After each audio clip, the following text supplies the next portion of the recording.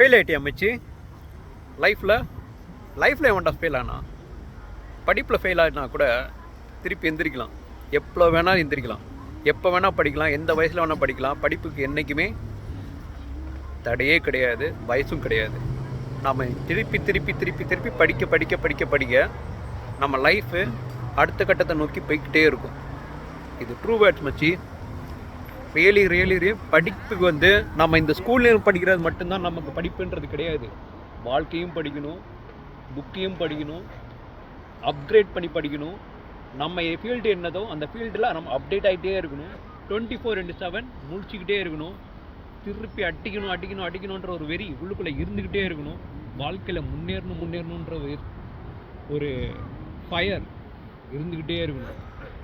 அந்த வெறி உள்ளுக்குள்ளே இருந்தால் போதும், லைஃபு நம்மளை தூக்கிட்டு போய்கிட்டே இருக்கும். Think about it.